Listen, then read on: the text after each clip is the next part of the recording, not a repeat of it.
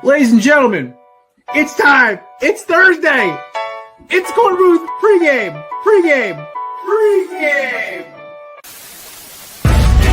No debate, cause it's all.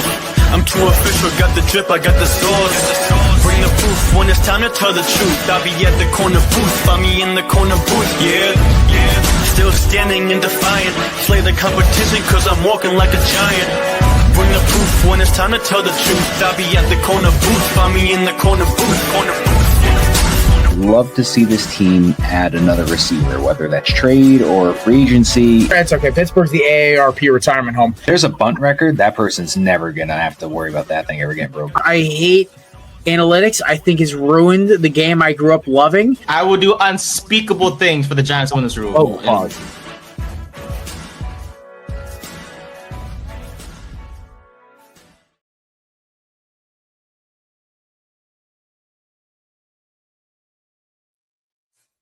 Ladies and gentlemen, welcome to the Korner Booth podcast. I'm missing some lighting, apparently. That's better. All right. We're back. It's a Tuesday. I'm old now, officially. As one of my friends texted me this morning, I'm officially in my 30s. March Madness starts the end of this week. World Baseball Classic Finals tonight. NFL free agency is still apparently kicking, which just is awesome. And the NBA is heating up. So we got a bunch of stuff to talk about. It's going to be a quicker show today. Obviously, it's like with all our schedules this week, early in the week, it was going to be a pain in the butt. And we want to get this guest in because he is just the best when it comes to college basketball. I'll introduce him in a second. But, of course, joining me, as always, is my co-host, one of my oldest friends, and, of course, a long-suffering Jets fan, ladies and gentlemen, Matt Ordazzo. Yeah, that's right on the money right there. But happy birthday again. 31. Thank you, sir. Looking good for 31. What was I going to say? Venezuela advances to face the USA in the finals. Made my choice. 2-0 against Venezuela this year. Too soon? It made my choice a lot easier. Just right. If Nate said it, probably would have been too soon. Made my choice. I think they saw the Sherry's laughing so hard. I had Team USA, and then I had Team Italy, which is full of a bunch of Italian Americans. So it was root for USA or root for a bunch of guys that are just like me. And they made it a lot easier to choose now. So now I have to go with Team USA.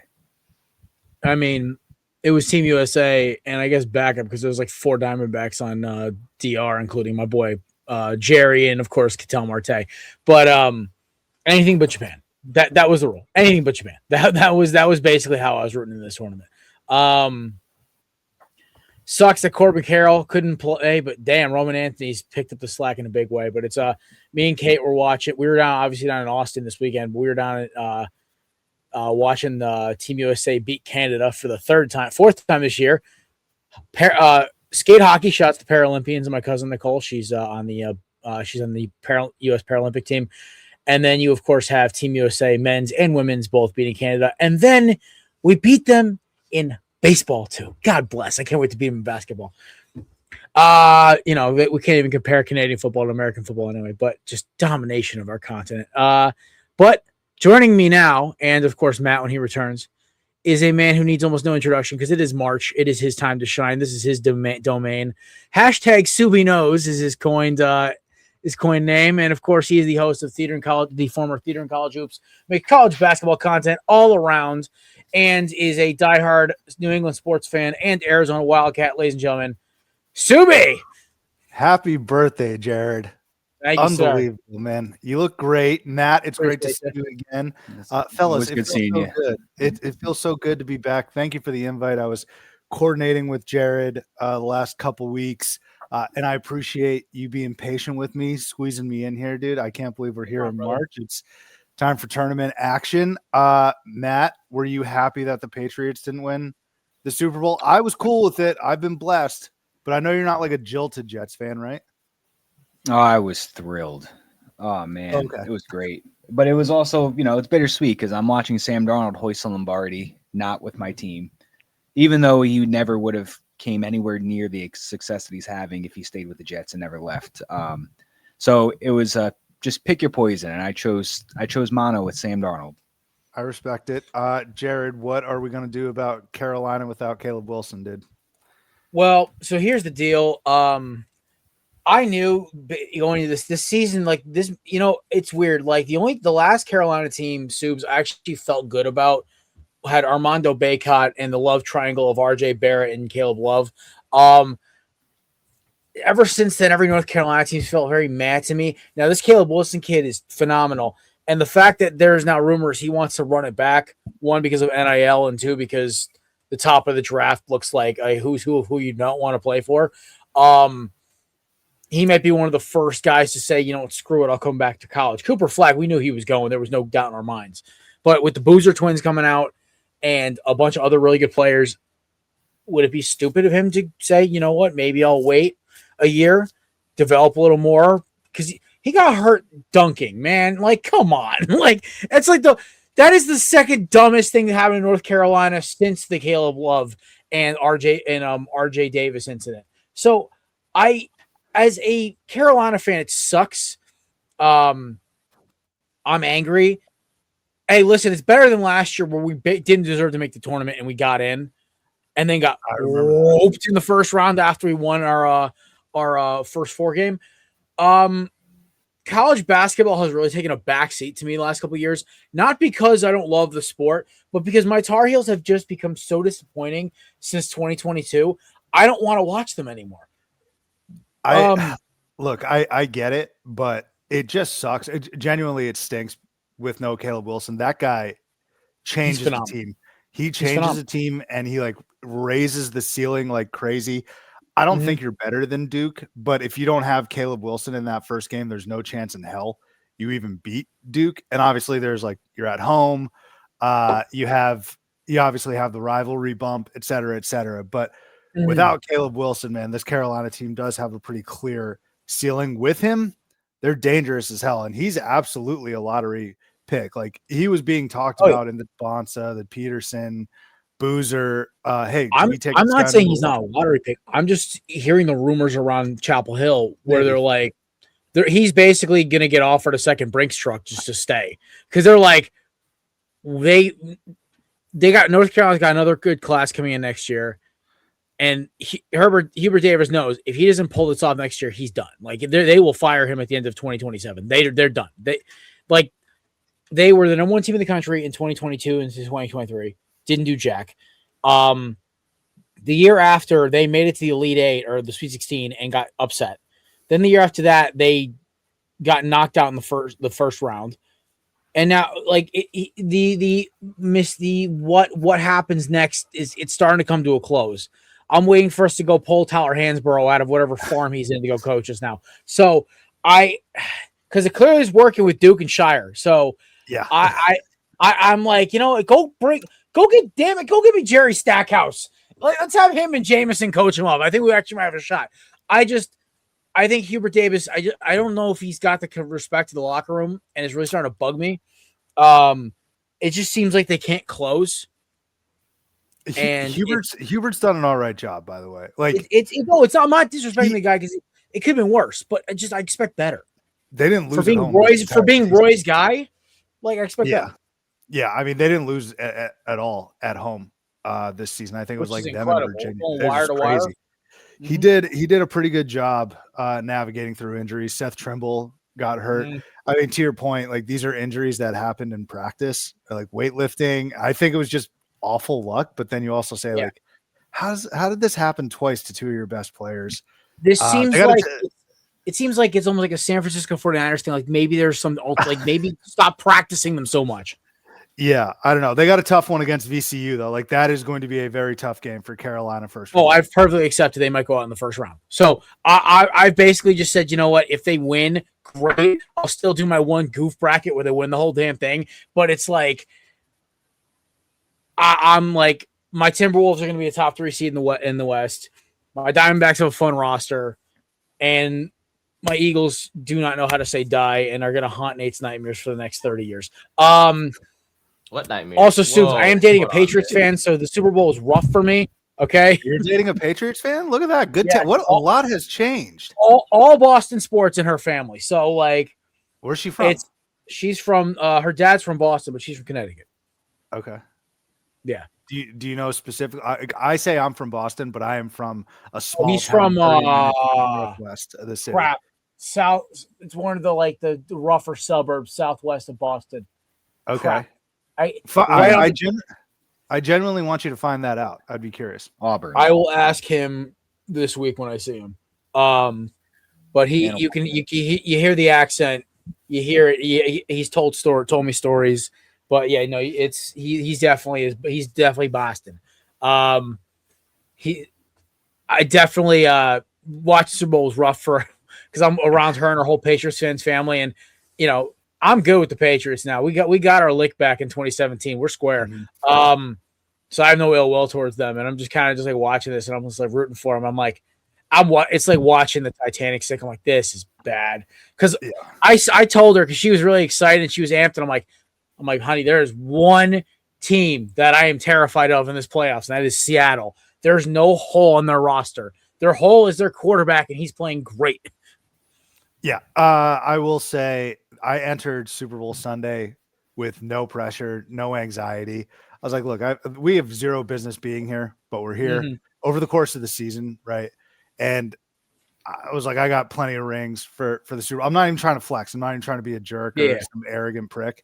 But I was just like, I'm going to enjoy my beers. I'm going to have fun during this game. Now, it was a disaster of a game. Like, as a neutral fan, you're kind of just like, this Super Bowl stinks, which would be fine. But, credit to the Seahawks. And that's the other thing. I got no ill will against the Seahawks, man. Like, they're fine. They're fine. They just know how to build. John Schneider knows how to build a roster. I just don't care about Seattle as a city. I have a lot of other cities. Like, actually, if it was Nate's Giants, that would upset me. Like, I don't like New York. But I love you too, Subi. It's okay. No, I love you too. I mean, you guys own us though. That's why. We sure do. You own us, and I'm okay with the only that. team they own. But that's a pretty they got 07, man. So the only thing missing, Jared, right now from my and I'm very spoiled. Only thing missing is an Arizona Final Four. I got to find a way to win. I don't even want a championship, dude. I just want 4 wins to get to a Final Four, and I'm pretty good for a long time. I'm with it. I would love to see Arizona go because I used to love Arizona back in the Son Adams days. Like I thought that was a fun team to watch back when I was a young kid. Always rooted for them, except the year they had Caleb Love. I wanted them to crash and burn. I hate that man. Duke, I'm sorry, dude. And Clemson, actually. Well, you know what? Listen, it's okay. He's a decent player. It's just he basically blew up a team that should have repeated, or at least had another shot. Because he couldn't keep his dingling in his pants. But I love Caleb Love, man. But he's so nasty. He is such a good player. But bro, off the court crap, dude, you a slime ball. But I'm not worried about RJ Davis. You picked the wrong. Well, no, RJ Davis was awesome, but I think that it was mutually beneficial. Caleb Love was Pac-12 Player of the Year. He's they're both doing well. Well, yeah, I mean, it wasn't beneficial for North Carolina as a team, but it was beneficial for the players. But what's crazy? It's and we'll start just talking ball now. But I look at this, I look at the field, and obviously it's been very me casually trying to just keep checking in because I know the tournament's coming, and I know I don't want my wallet to hurt as much as it did during football season this year because apparently I couldn't pick a game to save my life. What is your over? I look at this field and I know, listen, Arizona is a possible number 1 seed. Oh no, isn't a 1 seed. I know Michigan is right there. I know Iowa State they're talking about. It's a really fun team out of the Big 12. Obviously you have Duke. Clemson's fun now because they knocked Carolina out so on the last minute. There's a lot of fun teams. Obviously Florida, which even though I was watching their loss to Vandy in a bar in Austin, Texas, I was like, this is mind-boggling to me. But because I just watched that same Florida team last year suffocate everybody. Open field. Do you think we're going to have one of these big 6-8 teams I've named, or you think this is going to be the year we get a North Carolina, Kansas final where it's nobody saw this coming? I don't think it's the latter. I think the top teams are really, really, really, really good. Mm-hmm. Man, let me start with Arizona. They've answered every freaking test this entire season. They only have 2 losses. One of them. They are my tournament pick, by the way, Subs. That's not biased towards you. It's just they are my pick. I hope so, dude. And if they don't get to a Final Four, there'd be no answer. It'd be the inexplicable. It would just be like, I don't know, they shit their pants. Like, because they've answered everything, man, throughout the entire season. 2 losses, one of them in Lawrence, Kansas on Big Monday. Jesus Christ himself couldn't beat Bill Self in Kansas on Big Monday. And then another one in overtime against Texas Tech. So, like, the different styles of play, they've navigated foul trouble. Like, it's a different duo or trio. Every single game that wins them, they have the best resume in the entire game. So I think they're a tier above. Michigan as well. The LJ Kaysen injury is a little bit concerning, but man, Michigan is just like, they've steamrolled teams. And look, they lost to Purdue, who got hot in the Big Ten title game. Purdue's someone you should look out for, but also Duke. Now Duke's battling with some injuries with no Caleb Foster, Pat Gongba, who knows what's going on with him, but Cam Boozer's the national player of the year. That guy's going to put up 22 and like 11 every single night. And I think Shire is an elite coach. So I do think those 3 are head and shoulders above the field. I'd lump Purdue in there. I'd definitely lump Iowa State in there. They got the best shooter in the entire country, Milan Momcilovic. I don't necessarily, Jared, see a scenario where like a power team like seeded 3 or lower is playing for a title. However, here's the only thing that I would like argue with that. The star power is crazy. So it's possible Darren Peterson could go completely nuclear for Kansas because he's got that ability. It's possible AJ DeBonta, if he actually wants to play half the games. That's the kicker, right?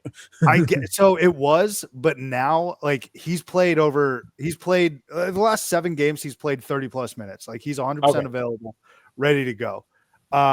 So he has that ability. AJ DeBonta just dropped 40. Like he had 67, I think, total points in the first 2 games of the Big 12 tournament. Like he can go ballistic if you want. Darius Acuff for Arkansas can go ballistic if he wants. There's some real star power. My aim for that question was BYU, by the way. Yeah. Because I love AJ. I love AJ. I love his game. I love his hustle. Like, I'm usually not one to root for the Mormons, but like they're a fun team to pull for. Oh, they're super fun. I get it. But only issue is that they are injured with one of their best guys, Richie Saunders, out. And they don't play defense. Like they cannot play a lick of defense, but they're fun. They're fun as hell for sure. Who cares? Who needs defense? Man, I mean, yeah, AJ DeBonta. Yeah, Nate, your Lakers play that way every night, and they're not going to make it past the first round. We're the 3rd seed right now. See, so if we can do it, so can BYU. I did actually. Yeah, then they'll get smoked by somebody in the first round. Nah, hey man, look. So let me just take a look at BYU's path real quick. So what are they? They're in the West, right? I mean, they could beat a Gonzaga. I don't personally have it. Purdue doesn't play defense. Like it's possible, man. It's possible. But they could also lose to Texas or NC State. Like, it's Subi, how far do you think UConn's going this year? Man, that is a good question because they haven't looked like dominant UConn that we thought they would entering the season. But I do think there is something to be said about them playing better against non-conference as opposed to in-conference. They were very close against Arizona, undermanned earlier in the season, beat Florida. They beat Illinois, who I'm very much into. UConn, I'm like, Matt, that is a great call out because right now I have them in the Sweet 16 against Michigan State. And I've switched that pick a bunch of times. I don't know. Like, I think Elite 8 is the ceiling. And they got manhandled by St. John's. St. John's pretty good. But again, like, that's in conference. Like, Danny Hurley outside of conference, like, I don't know. I feel like the Big East is physical. The officiating's different. When you get to the tournament, it's a different beast. And I've seen them. Like, it's even Florida en route to their title last year had to kill them. And it was not easy. Like, Florida had a bunch of really close games. UConn was certainly one of them. Man, Matt, and that's the beauty of my bracket and why I'm always so in my head. Like, a tweet or something I read or just talking to you could make me go back after this and be like, all right, I'm taking UConn now to the Final Four. Who knows? Yeah, I think I had them at the I don't remember where I had them last year, but it was 1 or 2 rounds too later than they actually lasted. Yeah, just like you said, just doesn't feel like that usual UConn dominance that we're getting this year. So we'll see. I don't think they're going to win it this year, but if they can get to the 8th, we'll see. They're good though, man. You know, it's crazy. I look at a team like I obviously I put most of my eggs in my Arizona basket, and then of course I have my little fun one about North Carolina. But it's hard for me to ignore Michigan, Subs. I just, as much as I hate Elliott and I want him to kudo and I just want him to like disappear into the ether. That team I've the only team I've watched this year besides Arizona and North Carolina where I'm just like North Carolina with Caleb Williams, Caleb Wilson, by the way, not North Carolina without. Obviously saw Duke, but like I watched Michigan twice this year, and I'm just like, it's like watching a pro team play a G League team when they're playing some of these guys. They are rolling through teams. But then again, this is why I never win a bracket pool. I get sucked into the eye test against one random team instead of watching like 6 or 7 games in a row. But I guess my question is that all the best teams, obviously besides Arizona, who's the one as a Wildcat fan you're just dreading if you guys make it to the final or the Final Four that you're like, please don't put these dudes in our path. Please don't do this.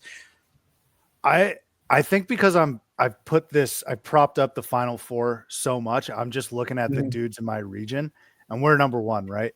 So let me start here real quick. I guess high level, Jared, I'm not really worried per se about seeing Michigan or like Duke or Florida for sure. We already beat Florida night 1. But I don't think they're on the level as the other 3. But what I say, like when I say I'm not worried about seeing them, is if we lose that game in the Final Four or the title game, it is what it is, man. Like those teams are awesome. Duke's awesome. Michigan's awesome. Like I'm not worried per se. But in my region, I'm worried about seeing Darius Acuff Jr. in Arkansas because I do think overall we're a better team, but they can clip us in the Sweet 16. And then I'm just like, this is another wasted season. What's up, Pop? I love it. I'll always pause for doggies. Purdue. Tony! Purdue scares me as well because that's a game to go to the Final Four, which is in Indianapolis. So if you got to play Purdue, who's like, hey, we get this one and then we're back at home, that's sketchy. So Purdue and Arkansas are the 2 teams I'm most scared of. I actually think we're going to play Gonzaga in the Elite 8. They're a very good team still, but I'd be fine with playing Gonzaga. But man, like if you're asking me who I'm most afraid of to play of like the top dogs in the Final Four or title game, probably Duke. I think that team is rolling. But I'll take my money against Michigan, man. I'll play Florida. I'm cool with that. Like Arizona at some point has to just flex nuts. You're the best team in the country. You just go do it. All right. The other one I was going to ask you is out of there. Every year we have the dreaded 12-5. Somebody's getting clipped. Somebody's going to go out like a bad scene in The Departed, where it's just like there's blood everywhere. The game's over. Blah blah blah. Which one out of the 12-5s, the 4 matchups, are you just like, bro? I'm like dreading picking the favorite here because I know this looks bad. Yeah, why don't I go through all of them? So we got in the East, we got St. John's, Northern Iowa. St. John's is playing great hoop right now. I'm good with St. John's, like Matt had alluded to. In the South, okay, you want to go at what is it? Akron, Texas Tech. Okay, in the Midwest, in the Midwest. So a lot of people are taking Akron, which is cool. Like, go for it.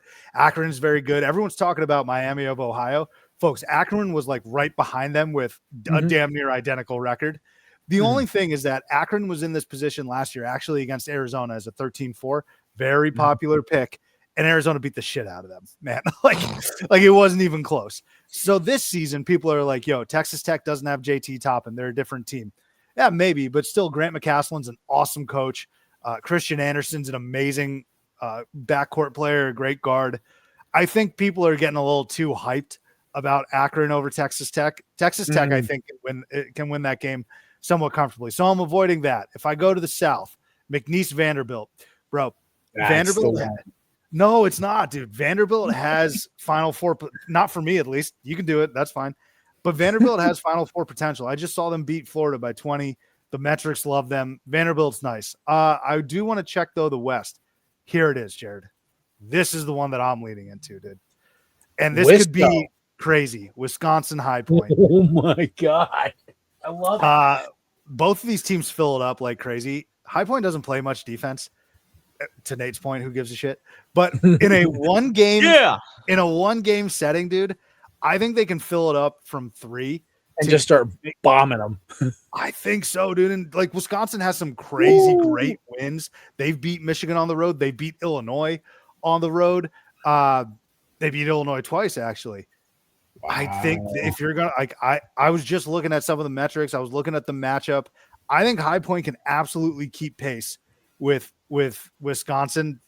That's where I'm leaning, dude. It's kind of loony, but that's where I'm going. I was looking at this before. It was between that and the McNeese. I just was really rooting for McNeese State because last year they had to do with the boombox walking out and stuff. Like that's the only reason I was pulling for them. Oh, he's back. Oh yeah. Well, if he's back, they got a puncher's chance. Also, I think Vandy's so hype on their own stuff about how they played in the tournament. They might just drop an egg. That's my theory because they're still 20-year-old kids. Like this is still a thing where unfortunately sometimes you just don't got it. So. Yeah. This Vandy, real quick, Vandy's super interesting, man. Like they have, I think, the pedigree and people like I've watched them. They started 19-0 this season. They have the pedigree to like make a big run. Pedigree is probably not the right word. Like they have the talent, they have the offensive scheme. But like I think they have 7 losses on the year. They played like 500 basketball over the course of 3 weeks this season, where you're just like, this team kind of stinks. They're average, they're mid, but man, they're dangerous. And like that Florida game, they only lost to them by 4 the first time, beat the piss out of them in the SEC tournament. Vandy, Matt, this might be one thing where I go back and I'm like, do I put Vandy in my Final Four? I don't know. I remember watched. Sorry, I didn't mean to cut you off. I remember simpler times being in like elementary, middle school, and I just picked Gonzaga. It usually panned out. It hasn't recently. I mean, they haven't lost a first round. Here's a little trivia question for you boys. Who was on the team the last time? Okay, let me rephrase this. Gonzaga hasn't lost a first round matchup since like 2008, I believe. All right. If I give you the opponent's college, it'll be a dead giveaway. So you can either guess the college or you can guess the player. It's probably easier to guess the player because he is an all-time. He's one of the greatest players of all time, and he's still playing today. Is it Steph Curry? It's Steph Curry. Yeah, I was like, in my head, I'm like, wait, I feel like I remember this because it was like Steph went ballistic. Like he hit like everything. Yeah, good call, man. That was very quick. In my back, was that the Adam Morrison team or was that the year after? No, Morrison, I think had left at that. Yeah, point. That was the year after Morrison was. I do have one more I want to ask you about because this matchup in the South region on Friday got me twitching doing my bracket. Iowa Clemson, the 8-9. I do not like this game. I don't want to touch this game. I might just tell my girl, just you mark this part of the bracket off. I'm not touching this because I don't want anything. I don't want anything to do with it. I agree. The South region is interesting, man. Like that's probably the one where I'm just going back and forth, editing all that stuff. But Clemson, Iowa, yeah, I don't know, dude. So Iowa's got a first-year big-time head coach, right? Ben McCollum came over from Drake where he barely lost. He brought his stud with him, Bennett Sturtz. I love that guy. Yeah. He's an NBA player. He's an NBA player. He's a shooter. He's real good, Nate. You're right. So he can go off, but Iowa just has some really, really troubling losses over the course of this season. And I think there were just some growing pains for Ben McCollum. Like, I think getting Iowa to the tournament is pretty damn good in your first season. But Brad Brownell at this point with Clemson, it kind of pains me to say, Jared, he might be a big game coach. Like Brad Brownell does pretty well in big spots recently. I thought he was a bum. He's not. I think he took Dabo's secret sauce because Clemson can't win big games anymore, but I think their basketball team can now. It's crazy. I think he's got more job security than Dabo Swinney. Dabo's done in 2 years because they can't even get the transfer portal right. Yeah, well, he doesn't want to. Like, I feel like Dabo doesn't want that linebacker from LSU or from wherever it was, TCU, wherever, and he flips to LSU. And I was like, bro, you can't make this up anymore. Yeah, it is crazy. But Brad Brownell, like, and you know what, expectations matter too. Like Clemson's a football school. Let's not get that twisted. But Brad Brownell is a pretty good coach, man. And Clemson, I kind of feel like they flew a little bit under the radar at this point. The ACC was up, Jared. Like, don't let anyone tell you otherwise. The ACC ACC basketball is back, baby. And look, as much as you want to shit on the ACC, they will have a Final Four team in the field because they always have a team in the Final Four every single year.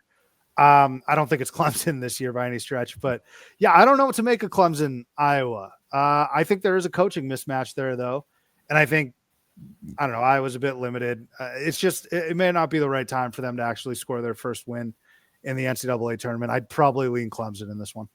Dang it! Yeah, my bracket. Yeah, you know what? I honestly, Subs, I might just literally look at Katie and be like, "You want to pick this one for me? I'm not touching it." Yeah. I like Clem, like the big game thing. You're right. Like I've seen, like look, they went out and beat North Carolina in the final possession, right? Like they went out. Brad Brunell beat Arizona in Los Angeles. I was gonna say that was the next one I was going to. They took you guys out too. So that's a road game. Yeah. I was gonna say, right? I'm like, okay, they hit it, but I love the kid that they brought from Drake at Iowa. The kid can fill up the hoop real quick, and he's not streaky. He's consistent. So, and a guy like that in the tournament is especially freaking dangerous. So, he just, for my liking, he handles the ball a little bit too much, only out of necessity. Like he is their ultimate ball handler. And so when you're in a dogfight against a tough Clemson team towards the end of the game, like, I don't know, you just become kind of one-dimensional. Shot clock's winding down under 3 minutes. Crowd's into it. You're probably just dog tired. Can you get a bucket? I don't know. Maybe Bennett Sturts can, but that's not like the most conducive to winning a basketball game. Well, this is what separates him from being like a starter in the NBA and being a bench shooter. So like this, I think he's an NBA player. Like he's going to be picked in the first round. Yeah, but is he going to be like a Peyton Pritchard where you can rely on him to be a consistent scorer, or is he going to be like kind of like a Steve Blake where he's just kind of there? I didn't think Peyton Pritchard would be who he is today, to be honest. Oh, listen. He was cold. In my girl's family, you can't talk nasty about Peyton Pritchard. You got to be respectful. That dude's just bombing threes, man.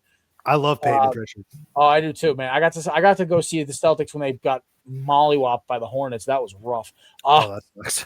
Well, because her big team's the Celtics. She's a diehard Celtics fan to the point of like the way I'm an Eagles fan.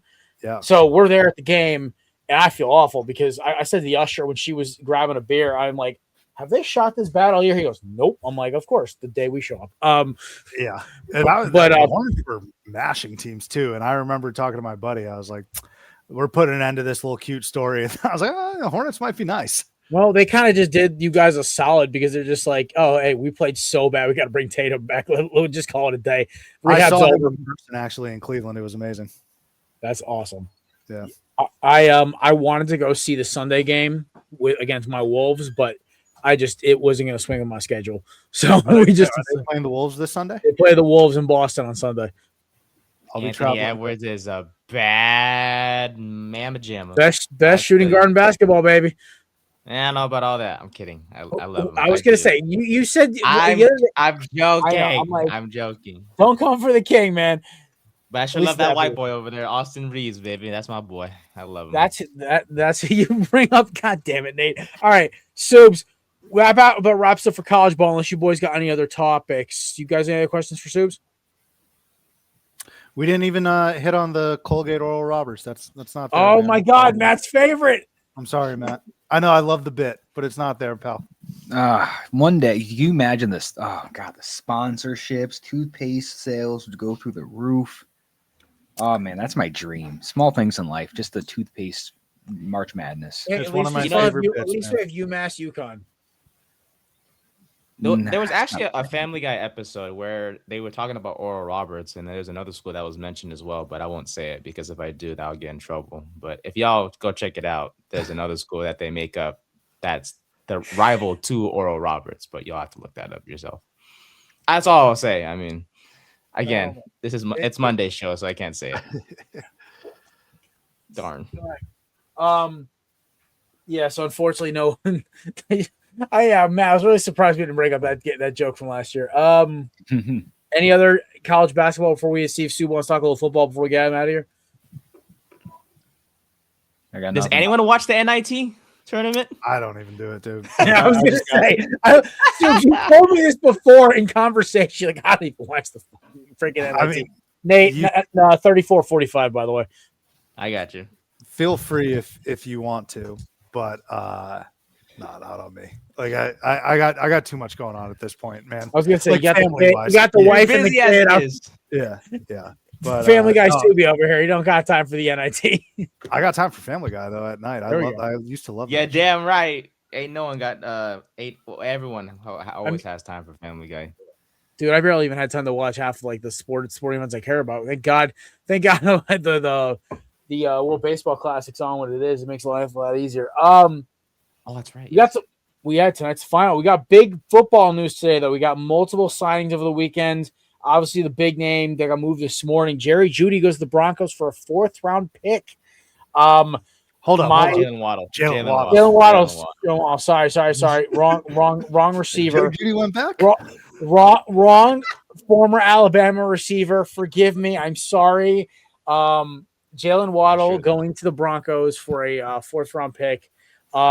I feel like I feel like a rocket surgeon predicting the Dolphins' downfall like I did a year ago. Just on point. Tyreek's gone. Tua's gone. Waddle's gone. Achane got the extension. I'm just sitting here like Zach Galifianakis in The Hangover with the numbers over my head, like just predicting the downfall of a roster.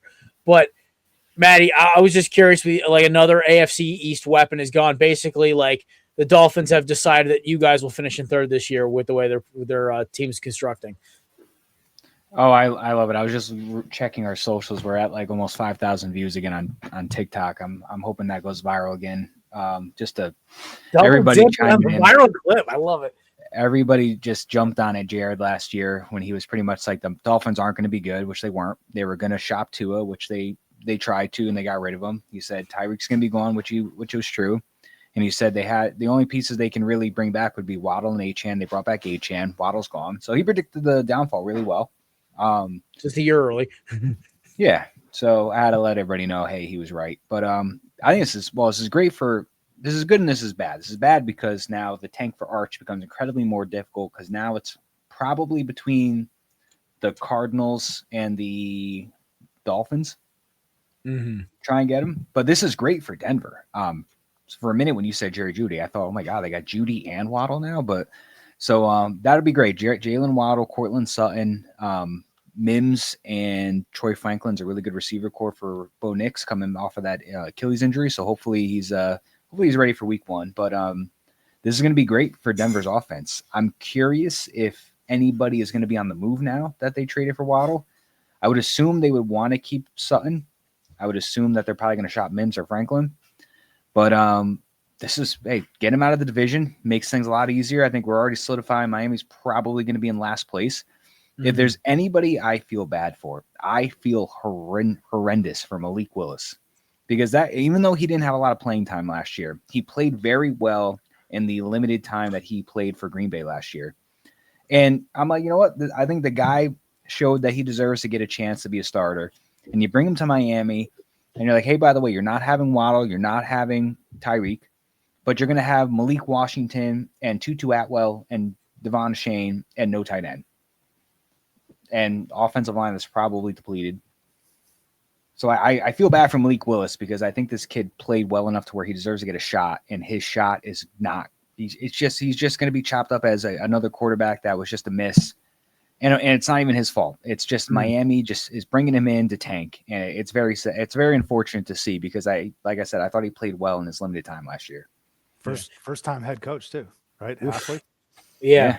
First time head coach. At least there's a woman in Miami, so it's not all bad over there. You know what I'm saying? If it was Cleveland, it'd be a different story, obviously, because Cleveland. Nate, your mother must hate me the way you talk now on the show. Hi. Yes, yeah. She says hi. Yeah, I'm sure that's all she says. Subes, any thoughts on the Waddle trade? Denver made a move finally. They were just staying pat all off season, weren't they? They didn't do anything. They re-signed or tendered 17 of their guys this offseason. That's all they did until today. I have to think they went into the offseason or they're looking at that AFC Championship game and they're like, if this wasn't a snow globe absurd game, we're in the Super Bowl and possibly beat the Seahawks. I don't think they'd beat the Seahawks, but and one freak Bo Nix injury. Yeah, exactly. Maybe they don't beat. I don't know. Maybe they do beat the Patriots. Like Jared Stidham looked good when it wasn't snowing.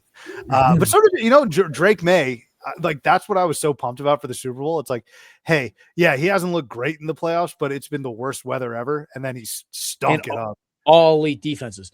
But yeah, that's very true. But what I will say is, I mean, the Broncos should feel confident, man. It's a good little weapon. I feel like it might be a bit much for Jaylen Waddle, but I don't know. You got to get him a weapon for sure. I know your time's limited. I know you got like 5 minutes left or so. Yeah. What obviously do you want?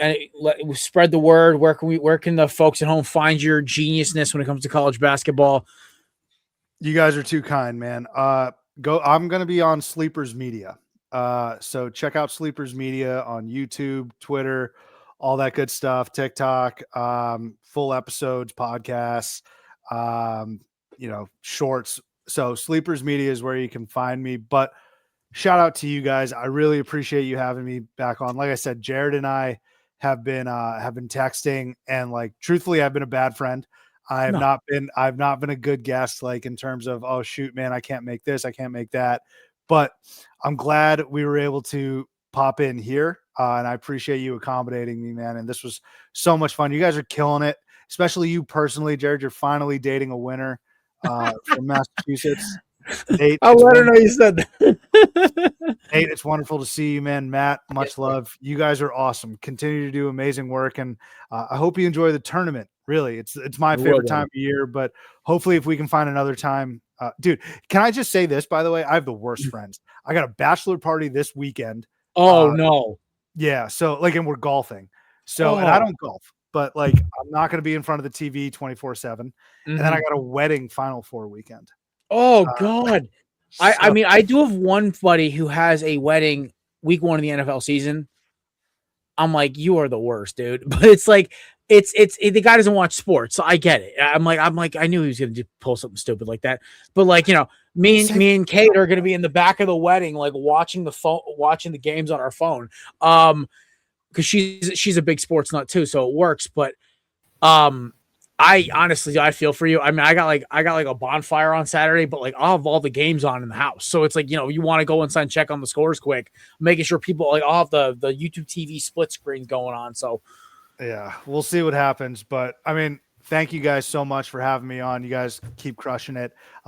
And I'll be continuing to listen. All right, brother. We appreciate you, man. Shout out Subi. See you, Subs. Till next year with the toothpaste finals. Yeah, I'll scout their off season for you, Matt. Right? See you, fellas. See you, buddy. Ladies and gentlemen, Sleeper Media's Subi. Big jumps for him, man. Gotta love it. Picking his Wildcats to win the whole damn thing this year. So, and listen, I've been pretty accurate. I did say Florida last year, so I'm kind of on my joint. There's another big move. My Eagles actually made some moves this weekend. They went out and got Dallas Goedert back on a 1-year deal. Yay! Love bringing Dallas back. Might have shot Matt's theory of David Njoku to the Eagles, which kind of sucks, but I'll live with it. Love me some Dallas Goedert though. That's my guy. He's been a constant producer since he's got to Philly. Honestly, and also Jalen Hurts and him and AJ Brown, they all got good relationships. It's just good for the locker room. There's one I'm excited about, Hollywood Brown to play the slot in Philadelphia. That's nice. A move. I'm like, okay, Howie, on I think it was a $6 million 1-year deal. I'm like, okay, let's work. Dude, listen, they don't need him to be the number one guy. They need him to be fast and catch the ball over the middle and make guys miss. I think Sean Mannion just said, get me somebody fast, because the first guy they went after to play the slot to replace Dotson was Darnell Mooney, which you guys know I'm a big Darnell Mooney stan, so I would have been like doing cartwheels if that happened. But love me some Hollywood Brown. I think if he can stay healthy in this offense, he's going to be electric. Yeah, Philly's offense is looking like shoring up. Now just for the love of God, Howie, fix the safety position and we're good. I like that move for Philly so I like bringing back Goddard because there's nothing wrong, I don't think, with Philly running the same offense back, because there was nothing wrong with the offense. It wasn't it was just the play calling, because you had the same people the year before and you had an electric offense. So it was the play calling, it wasn't the players. So you bring everybody back, but then you add Marquise Brown, who is a big upgrade over Jahan Dotson in the slot. So I think with the new play caller, I think this is going to be another top offense in the NFC with the Eagles. I think Saquon Barkley will probably get back on track, and then you have the 3-headed guys at receiver, and then everybody there are chirping out there that AJ Brown's going to get traded now. No, if they brought in, they're taking a $40 million cap hit even after freaking June 1st. It's so stupid. It would be different if Philly traded for like Courtland Sutton or Jaylen Waddle. Then you could have that conversation, but not for Hollywood Brown. You're not trading AJ Brown. And here's the other thing. It's like, I was talking to my girl about this at the wedding, because she was asking me, like, because I showed her the Diana Rossini tweet, like, where she basically sounded like she was waving the white flag, because she's like, oh no, I can't force a trade from the Eagles for AJ Brown. For everyone knows, I despise Diana Rossini. I hate her. I will tell it to her face that she's a human slime ball. She is a shyster of a reporter, and she is a hack. Personally, just based off of her talent and how she reports. But she basically came out and said, like, there's no movement in Philadelphia. AJ Brown staying put. He's told us that since the beginning of the offseason. Nick Sirianni said that just to kick up some dust, just to see what they would see. But at the end of the day, like, Philly does not get better by getting rid of AJ Brown, and it just gets one of the teams in the league better and then worse. So it made no sense to me, the $40 million cap hit, unless the opposing team decided to take on that cap hit, which nobody would. Yeah. It's not happening. So, and the thing is, it's just, it was, you know what the worst part is? I hate Boston media because they're the ones perpetuating this the most. Like, Tom Curran, dumbass that he is, literally was on freaking one of the Boston media shows the other day. It's like, I have it from league sources that AJ Brown's coming to New England. It's like, what league sources? Diana Rossini's diary? Like, the hell you mean? Like, who are you getting this from? It ain't AJ. Probably ain't Howie. It ain't Nick. So where are you pulling this from? I hate New England media. Honestly, like, I root for the Celtics because of Kate, but I love watching the Red Sox burn. And, the Patriots, I could, go hit her there on. But, dude, I'm losing like grace with the Boston media right now because, like, dude, shut up. You're not getting AJ. Like, it's the whole thing. This whole offseason has just been irritating to me. And I'm just, as an Eagles fan, it's just, like, so frustrating, especially an Eagles fan who is a fan of AJ Brown personally, as a human and as a player. I'm like, dude, like, guys, stop. Like, if there was actual legit reasons why to get rid of him, I say, sure, let's just cut bait. You guys know I'm the first one to, like, criticize somebody, but one bad game and Kevin Patullo being the worst offensive coordinator in team history. Yes, Brian Johnson was better. Shocker, isn't it, to say? Holy crap. I never thought those words would come out of my mouth, but Mr. Brian Johnson, I apologize, sir. You were not the worst. I will never apologize to Chip Kelly. He ruined my college years of watching football. But Brian Johnson, I apologize to you, sir. Kevin Patullo has the IQ of a potato and the mental fortitude of a 5-year-old. Where's he at again? Miami. Oh, no. Poor Malik. Goes down there. Gets worse, man. And you know what? And it's between Miami and the Cardinals, because you know who the Cardinals offensive coordinator is? Who? Nathaniel Hackett. Oh, Jacoby. Oh, no. Well, listen, the Cardinals are totally – the Cardinals are – there's a reason Josh Sweat is asking for a trade. Dude, they're like – the Cardinals are going for the number 1 overall pick. They want Arch in the desert. They know that they need to start fresh. Kyler was a mistake. I said, by the way, I feel so damn vindicated right now. I want to snap this over my leg. I feel so damn vindicated because I said in the beginning of the show, shout out to Mark Riley, my first co-host. He remembers this back in 2018. I said the Cardinals should draft Nick Bosa, pass on Kyler Murray, and go get a quarterback in the second or third round. Because for one simple reason, the kid does not have the drive. He does not have the attitude for this game, and he never has. He's always been nonchalant and cared about off-the-field crap over the game. I said this from the beginning, and I've been proven right. I feel so vindicated right now. I'm electric. I just want to say that. I feel so validated because dude is a loser. Not in the actual – on the field, he's a loser. He is a loser of the – he had some fun moments that got him to the playoffs, but around November, his play drops off. It's like, who cares? I literally been seeing this thing game. I never was a fan of Kyler Murray or his game. I thought it was hilarious. So there's that. Any other football news before we talk World Baseball Classic? Well, I was going to say I'm not too upset about the Jets probably not getting the 1 pick next year unless they trade up for it, because I think Miami and Arizona will be worse than us. But Dante Moore, Arch Manning, Darian Mensah, Julian Sands, Sam Levitt, Lenore Sellers, Brendan Sorby are guys that could be coming out next year. So that's a really deep quarterback class compared to this year. One other NFL news I will say before we talk World Baseball Classic. The Chiefs have a new backup quarterback or a possible starting quarterback while Mahomes is out. That would be Justin Fields, is a Kansas City Chief. I like that move for both sides, mostly us, obviously. We needed to get rid of him. It's just we're not, after this season, it's not happening. I made a quick little reaction video for Belly Up about it, but 1,259 passing yards, 7 touchdowns, and 1 interception in 9 games. It's not good. If he played a full season, he would be averaging under 2,500 passing yards. It would have been bad. It had to be done. So you get hit. You get a 6th-round pick for him, and you gave up a 6th-round pick for Geno Smith. So you kind of got Geno Smith and you added a 7th because it was Geno Smith and a 7th for a 6th, and then we got a 6th for Justin Fields. So it's kind of made up for it. But we trade him to the Chiefs. Chiefs has somebody that they think they can get the most out of. And we wind up going from paying $10 million for his salary for releasing him to paying $7 million. So we're saving money by trading him. And we get a draft pick in return. I'm with it. I don't know if he's going to start games for him, but I love the move for the Jets. It's a win. There's I don't see an issue where it becomes a problem for them. And on top of all that, you kind of you cut bait with a guy who doesn't want to be there.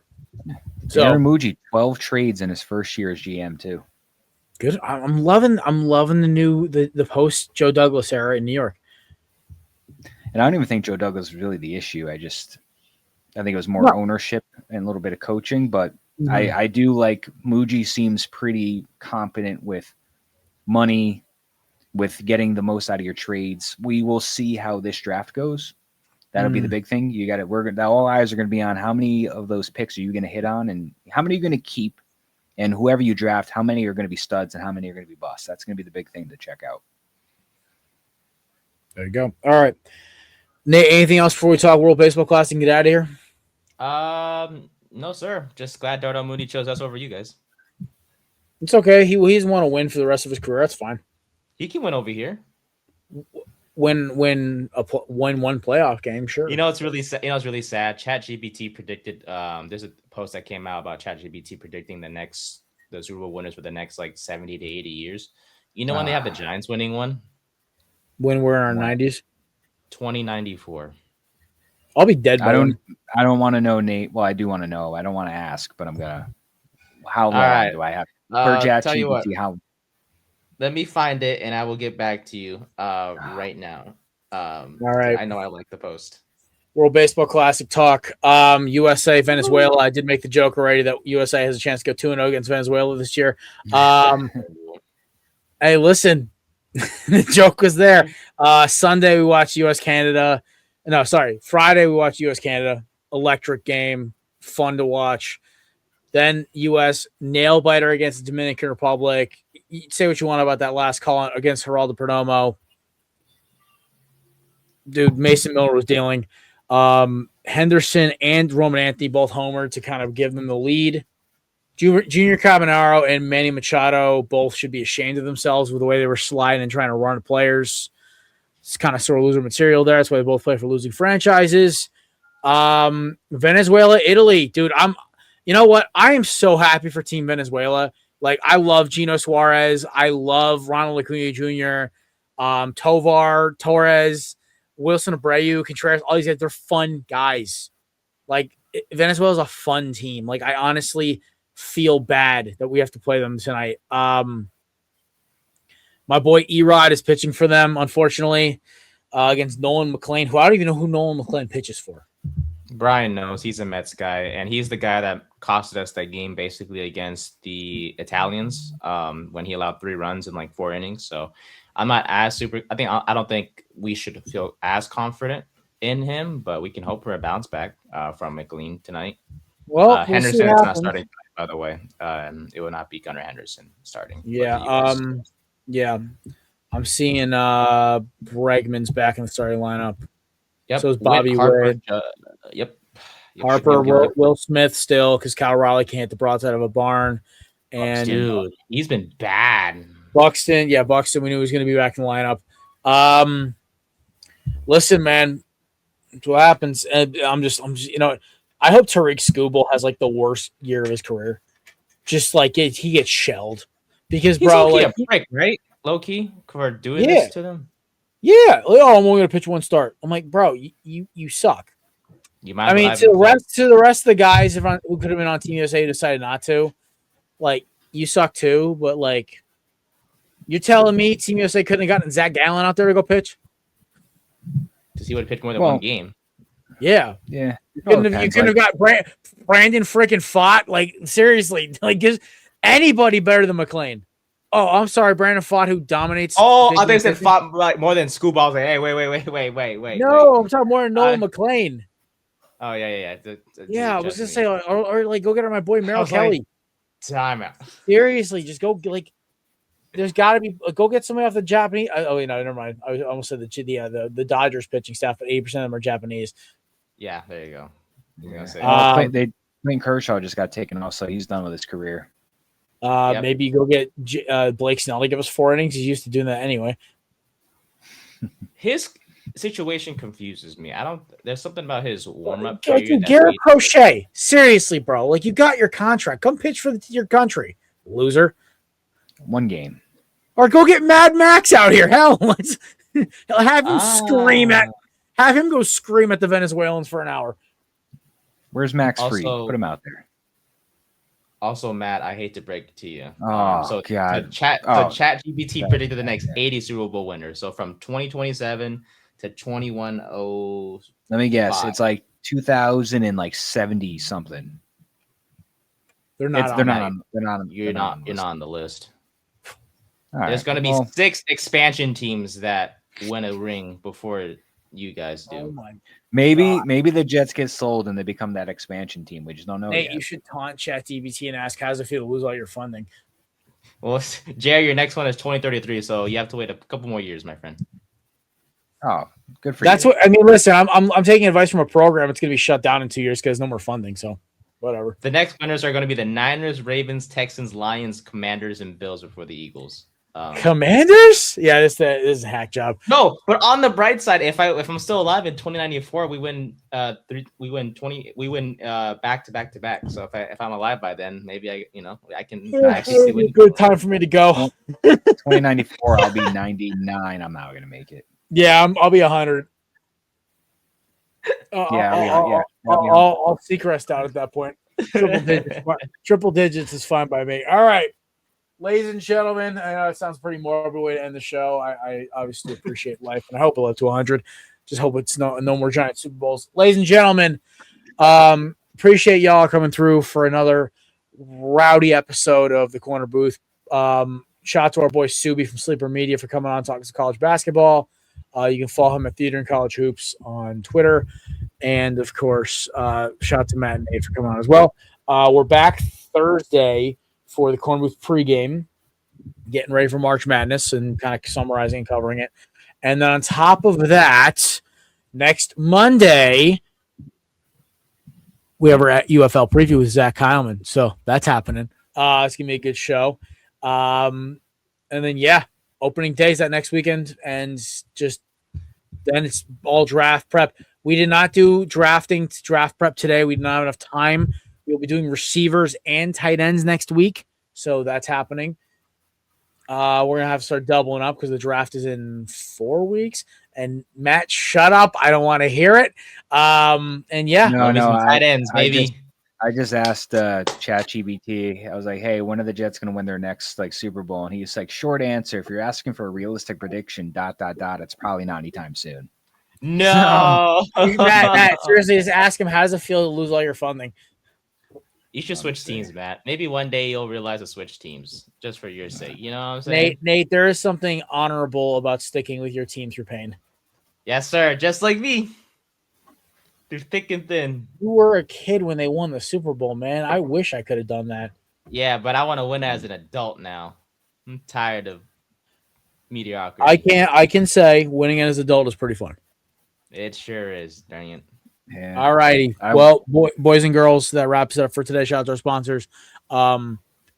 Belly Up 20 is the promo code for candips.com. Promo code Belly Up 20. As I said before, best dip supplement on the market. Hands down, you have our friends over Righteous Felon, official sponsor of Nate's Bullshit, and of course, all of Belly Up and the Corner Booth podcast. And finally, our friends at SeatGeek, promo code Belly Up Sports for $20 off your first digital purchase at checkout. We'll be back on Thursday for the Corner Booth pregame. Time will be announced probably sometime Thursday. But it's most likely to be 7. I have a prior engagement beforehand. But, ladies and gentlemen, have a great week. We will see you guys on for Thursday.